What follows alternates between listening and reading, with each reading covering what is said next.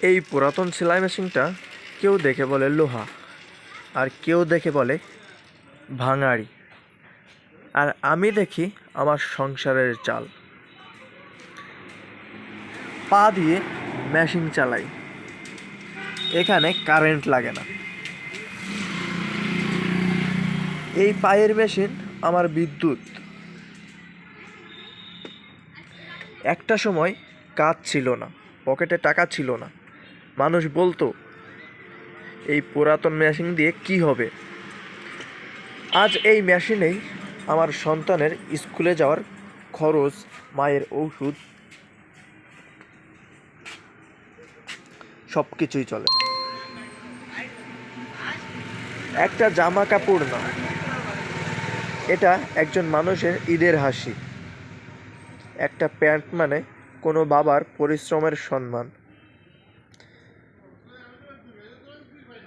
Current চলে গেলে সব দোকান বন্ধ হয়ে যায়, কিন্তু আমার দোকান তখনও খোলা থাকে, কারণ আমার ইনকামের লাইন পায়ের উপর চলে। বাড়িতে বাচ্চা পড়ছে, স্ত্রী খাবার দিচ্ছে, আমি চুপচাপ বসে আছি। আমার স্ত্রী জানে এই মেশিনের শব্দ মানে আজকে আমাদের রান্না হবে। ব্যবসা করতে লাখ লাখ টাকা লাগে না, একটা দক্ষতা লাগে, একটা ইচ্ছা লাগে, আর হার না মানা একটা মন লাগে। যার হাতে কাজ আছে সে কখনো গরিব হয় না। এই মেশিন পুরাতন, কিন্তু আমার স্বপ্ন নতুন। এই চাকা ঘোরে, আমার ভাগ্যও ঘোরে।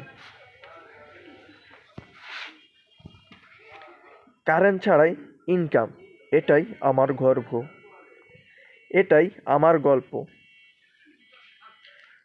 ছোট কাজ বলে কিছু নেই, দক্ষতাই সব থেকে বড় পুঁজি।